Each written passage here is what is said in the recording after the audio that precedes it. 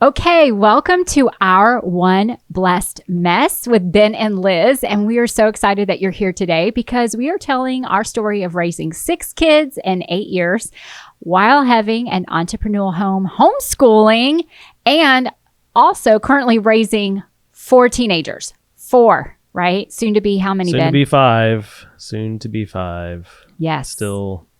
It's still crazy to think about that. It is because it's so loud in our house. It is. We thought it was really loud when the kids were little, which it was loud when they were little. But now that they're older, it's like booming men voices. Voices screaming. Yes. Female voices. Screeching. Woman voices. Women voices. Yeah. It's like not little kid cute voices anymore. It's like, no. Oh my gosh, that like splits my ear. Yeah, it gets, and it gets pretty loud. And then like the logic as they're forming their logic is quite hilarious. And also too, is just like big feet and flappy arms. And I feel like some of you are laughing, but it's flappy true. Arms. Well, they're just like, they're not, because they're growing so fast. It's like their arms, they're like go gadget arms. Like it's too just big for their bodies. Too big for their bodies and for their britches.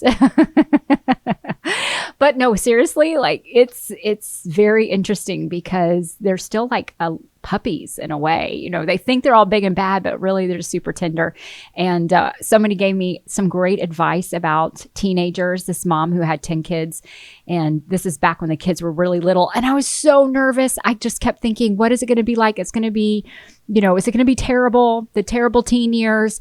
And she said to me, you know what, Liz? She said teenagers are a lot like brownies. They're crusty on the outside, but still not done in the middle. And I have carried that so much through the years of raising teenagers because truthfully, like, it's just the truth. It's just a truth. They think they're all done, but they're really not. Yeah, on the outside they might look done, but on the inside, not so much. They're not so much. Got to bake a little longer. They got to bake a little. Yes, they got to bake a little longer. And then also too, they are trying to formulate their ideas and all that kind of stuff. And it's really a fun stage. I mean, somebody has asked me recently, I forget where I was. I think it was the grocery store because I'm at the grocery store.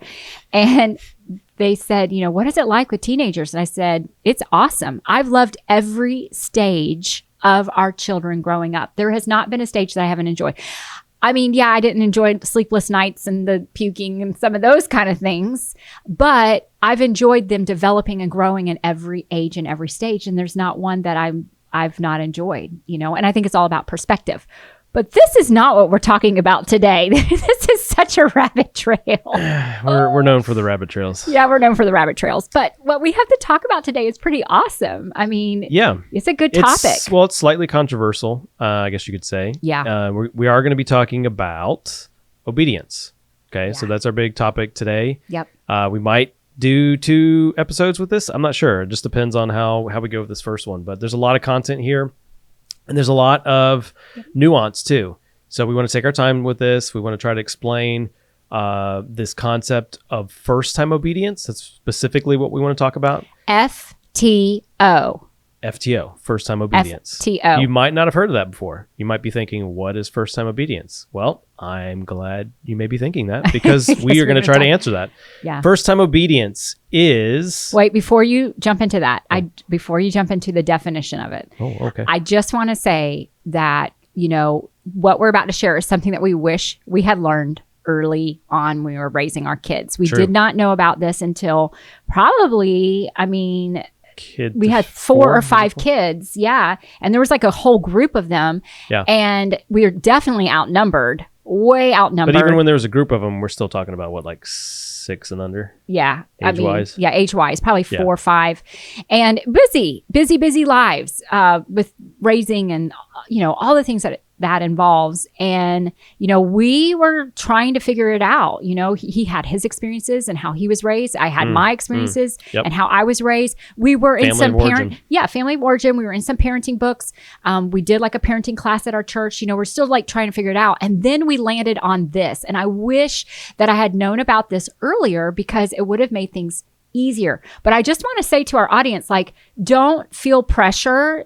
Take this before the Lord, pray about it. Do some more research, talk it over with your spouse. If you're a single parent, find someone that you can discuss this with, and maybe another single mom, and kind of, talk it through. But we're just wanting to pass on like some gold nuggets. Like, we want to pass on some pearls that we discovered in the midst of all the muck and the mire that it has changed our family. Yeah. Yeah. I mean, literally changed our family. Do you want me to tell them what it is? Yeah. Go ahead.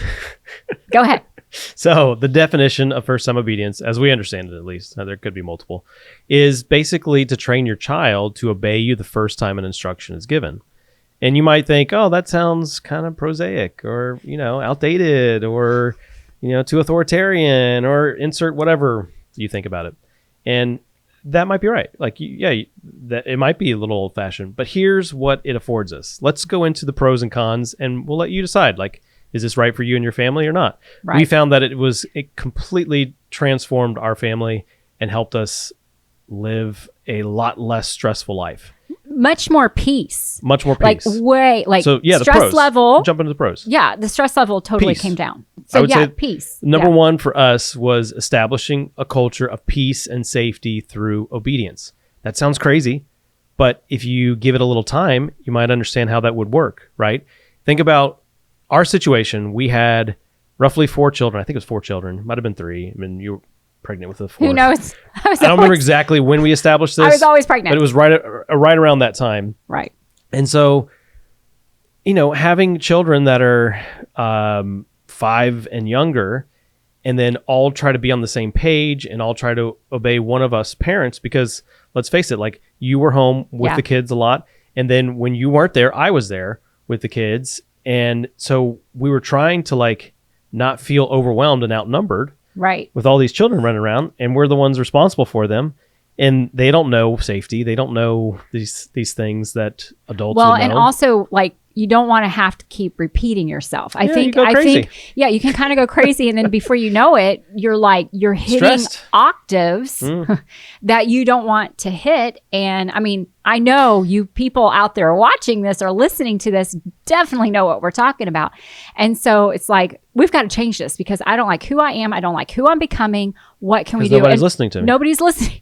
I didn't even want to listen to me, and truthfully, like, I wanted to be able to go to a store, and we've told you before in a previous episode that we have a son that was diagnosed with autism.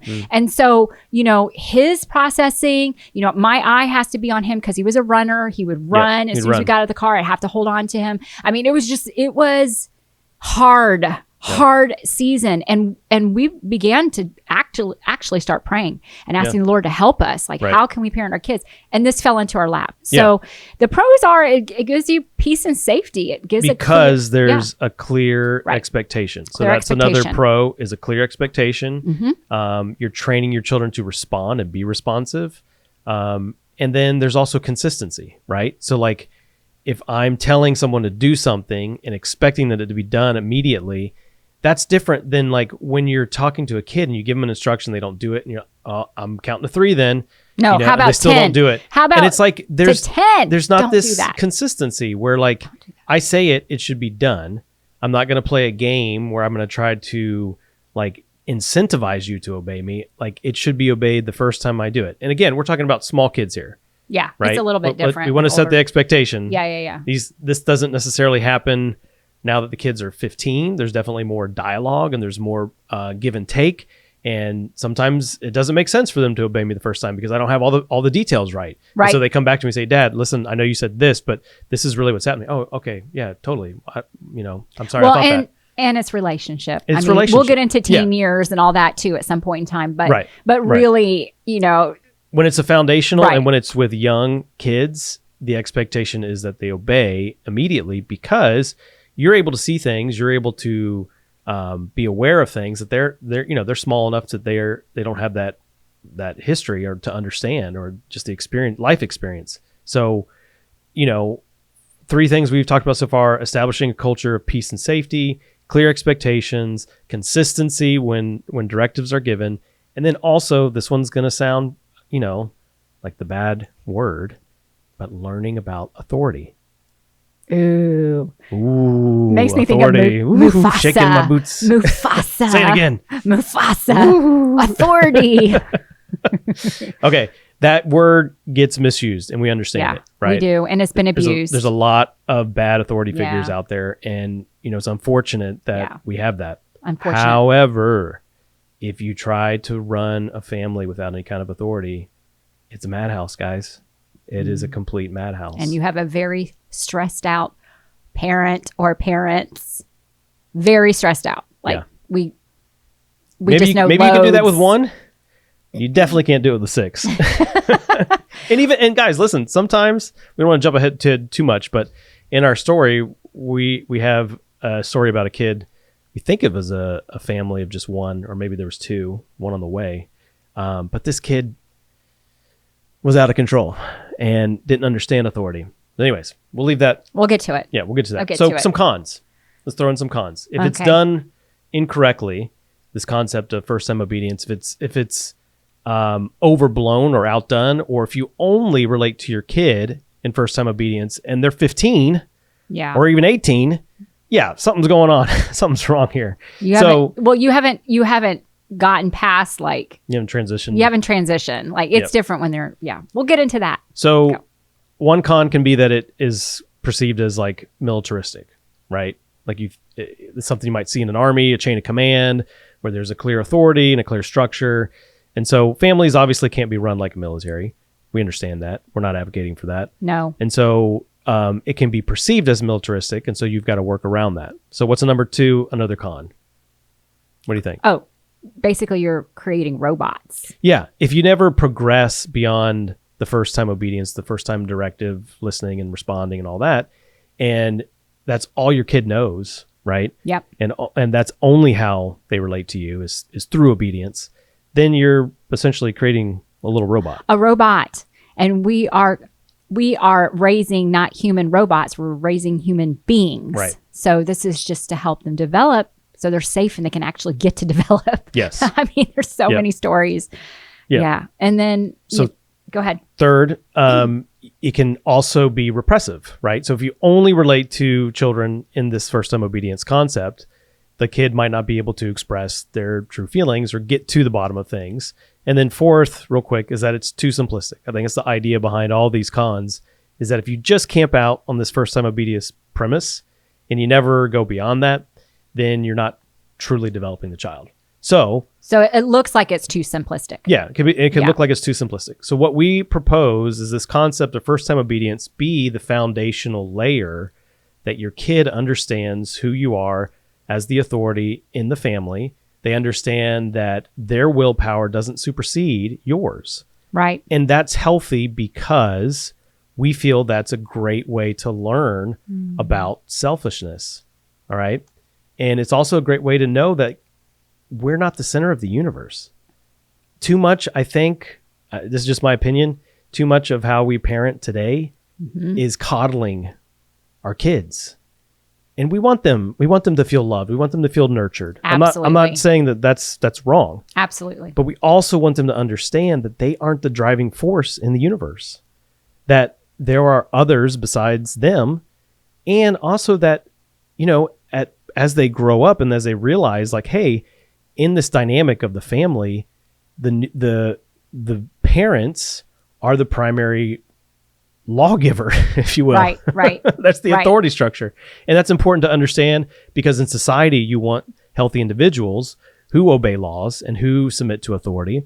And it's even biblical to submit to authority. There's verses in the epistles that talk about submitting to the authorities. It's a God-given authority, and that it's our our responsibility to pray and to submit to those authorities.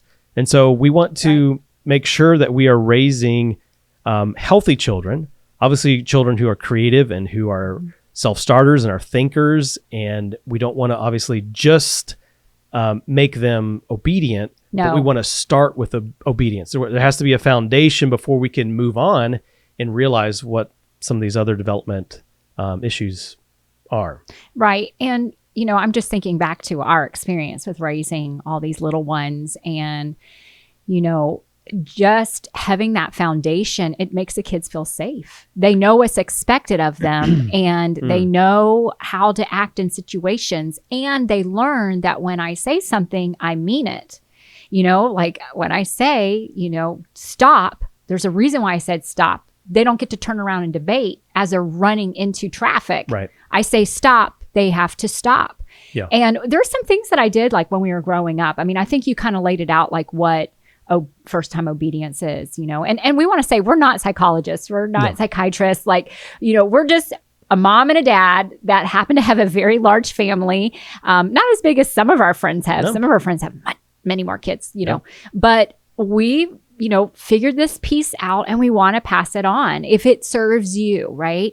And so I'm thinking of some ways that I started out with, when we got this concept, we learned about first time obedience, which basically is when we say it the first time you do it. Right. So how do you, so let's talk about implementing that. Well, there's a song. What's the song? I don't know. Let's hear it. It goes like this. Slow obedience is no obedience. Okay. So if you're slow to obey. Is there a dance too? I mean, I made that up like right here while I was sitting with you. Slow obedience is no obedience. Maybe we shouldn't dance. Okay, maybe not. Okay. So, especially for our friends that are not watching the podcast, maybe listening. What were they doing? Just delete that from your brain. All right. So that's true though. Because if you're slow to obey, and, I see parents have friends, and what's at stake, right? Like, yeah, I think we need to set the stage. So when you're small and you're slow to obey, so let's say like a toddler, maybe even 3 and 4. Yep. You could be running out in the street, right? Like or Zeke about to touch something like Yep. a stove, or about to go down some place that you're not supposed to, or danger. I think is the context that I'm trying to set here. Is like when there's that slow obedience, then it could actually be harmful if the kid doesn't respond quickly. Right. Well, there's an example. So we have a friend who's in the medical field, and we just went and saw him, and he was telling us, we were telling him we're doing this podcast, Our One Blessed Mess. And he goes, I know what one episode is that you should speak about. We said, oh, really? What? He says, how about first time obedience? I thought, oh, it's so controversial, really? And he said, no, I'm going to tell you why. Because he was just on holiday with his family and with some of his brother and his wife.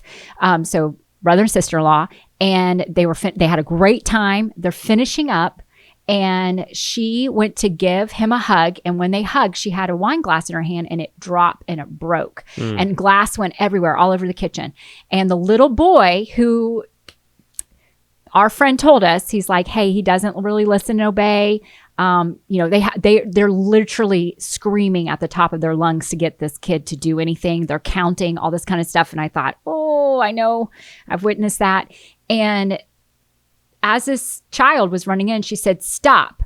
And he just kept coming. She said, stop. And he just kept coming. He's barefoot. He's about to walk into the glass. He's like 6, 7 years old. And finally, our friend said that this mom had to hit decibels that were so high. She's like, stop! I said, stop! You're going to step in class! And it just like unnerved the whole family. Yeah. Then the kid listened. Now there has to be somewhere along the way, there has to be where you don't have to get to that, Yeah. And I get it. I was there. I'm not saying, it's been all perfect, but I understand that because, I want, when I say stop, my kids stop because they know I, for some reason, they trust me that I know what I'm talking about, and listen. Because of training. Yeah. It's because of training. So why don't you talk about like how we did it? Yeah. Like some of the ways that I did it. Yeah. I remember you mentioning like the red light, green light kind of thing. Right. And so yeah, no. That's good. So, Ben was working when the kids were little. He was gone. And so I was at home for many, many hours with these kids, and we lived in a very cold state that actually would snow. And so I'd be snowed in sometimes for days. So, you kind of need some help. And we were praying about it. What should we do? I didn't like, all the yelling and the screaming to get kids to pay attention, especially with multiple kids. And finally we found this, and I started thinking about ways that I can implement it. And so our son that we've told you about, who has the diagnosis, He was a runner. And, because of his processing being a little bit different and how he perceives things, obviously the way that I was doing with the other kids wasn't the same way that I could do it for him.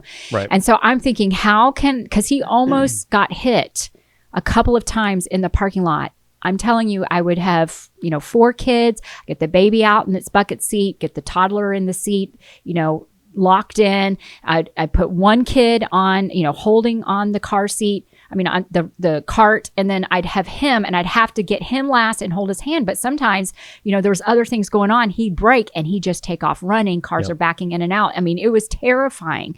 And this is before you guys, they had like grocery pickup, and now you can Instacart, and you can DoorDash, milk to your door. I didn't have that luxury, right? And I didn't have any family at the time living in the area where we were living. So it was very minimal help. It was on me to go get the milk and the cheese and the things that we would need. Anyway, because sometimes you run out of stuff, life. So I thought about playing red light, green light. Any of you ever play red light, green light in elementary school?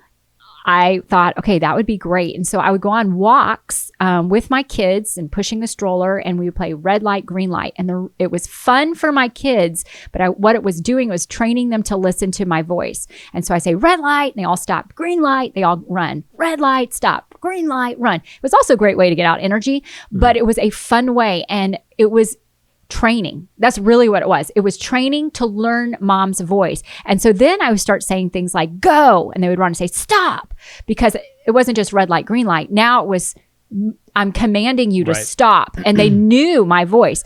Then the other way that I really enjoyed doing this one was really fun, is when they were all little, we talked about being in the Army.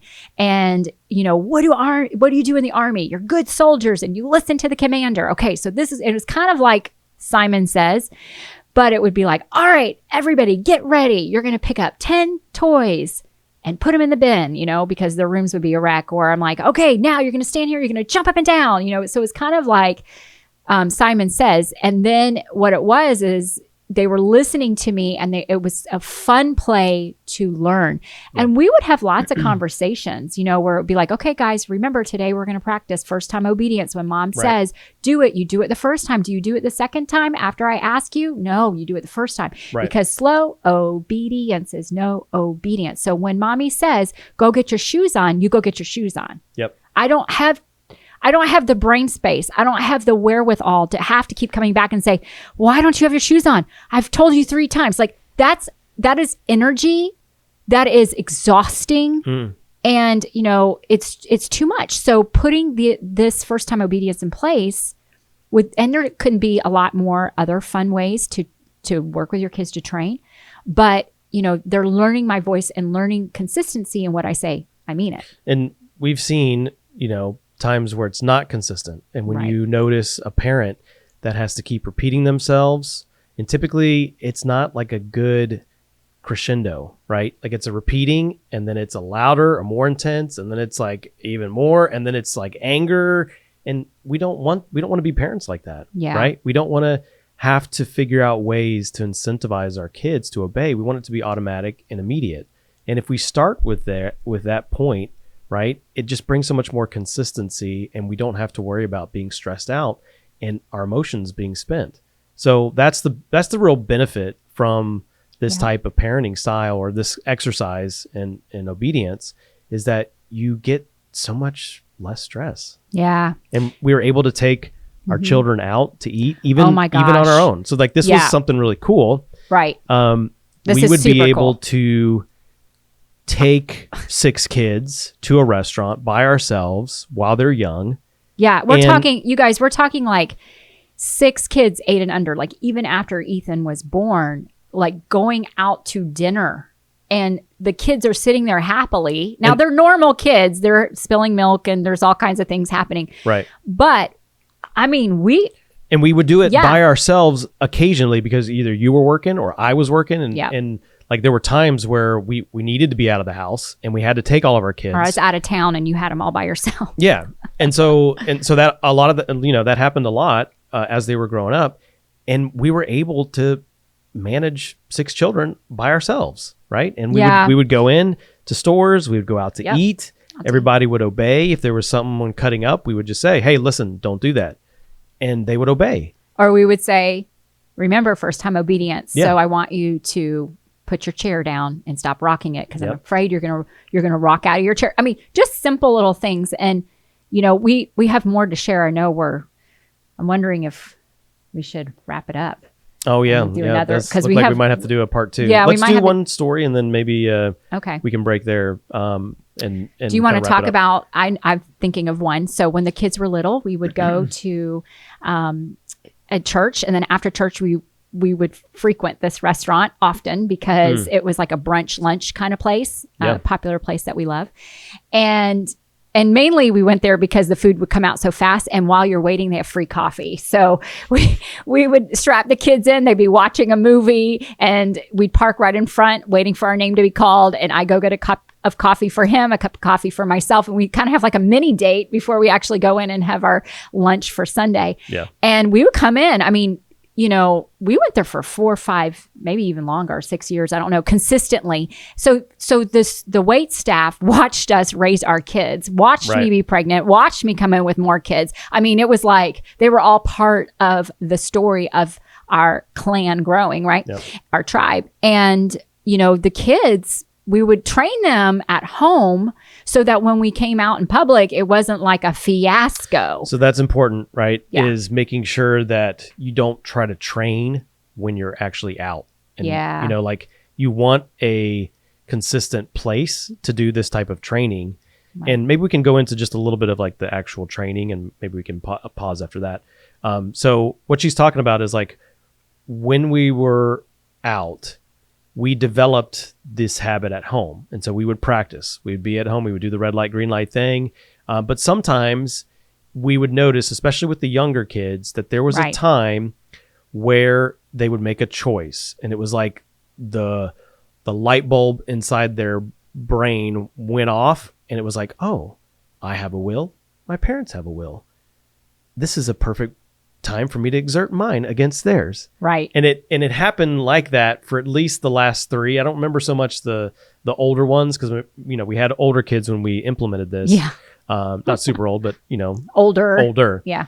But the last 3 in particular, when they were younger, we would see this little light bulb turn on and it was like, oh. Yep. I can now disobey my parent. And I'm gonna try it. Yeah, exerting it's like their the will. They found their will. Which is great. We want them to find their will. This is part of developing, but at the same time, like you're gonna have to learn. You also have to learn how to submit that will. Yes, we're gonna have to learn about that. That's crucial to becoming an adult and being, a well-adjusted individual in our society. Human being. Yeah, is to learn how to submit. I mean, I hate to say that word because it sounds so gross to submit, but you know what?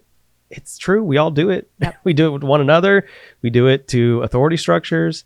And anyways, was important to see that little light bulb moment was a invitation into the hardest part of this training. Yep. So that's what I want to talk about is one of our daughters, we saw that light bulb moment go off and she had a dirty diaper. Pee-pee. I think you had just told her to go put it in the trash or I had just told her. And we were both upstairs at the moment. I think I was taking a break from work because I normally would work downstairs. And so we said, Bria, go take this diaper to the trash can. And so she looked at us and it was like, no, I'm not taking it. And so we knew right then and there. I was like, oh, here it comes. Here's the moment. Here's the moment. Here's the moment. This is where the rubber meets the road. This is where the training happens. Yep. And so I sat there. One important thing to note is typically there's one parent who is better at like this type of moment where there's going to be a battle of the wills. And so typically it's the parent who's got the most discipline. That's what we're saying. And neither of us have high discipline, but apparently I have more discipline than Liz. Yeah. So I get to be that parent. But you have to be cool, calm, and collective. Right. And you have to basically sit there like a broken record and tell the child again and again and again what you want them to do. And you don't move from that spot until they do it. Right. And it's like a battle of the wills. And this was the most effective way for us to train the first time obedience. Yeah. And it's about 18, 20 months. Yeah. So anyway, she said no. And then both of us are like, oh, this is that moment. And so faithful Ben, sat there on the floor next to the trash can and worked with her. I told her what was going to happen. Her. I was like, you are going to put this diaper in the trash. I'm going to sit here until you do. And just as cool as I'm talking to you right now. Totally cool as a cucumber, like right now. Yeah. It was like we took all the emotion out of it, and it was just like, this is what's going to happen. I'm going to wait here until you do.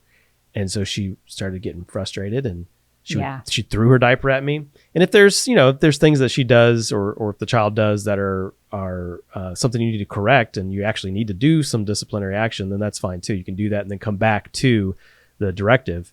And so there were a few things where, we needed to pause and come back to the directive, but we never left that space of just trying to implement this directive.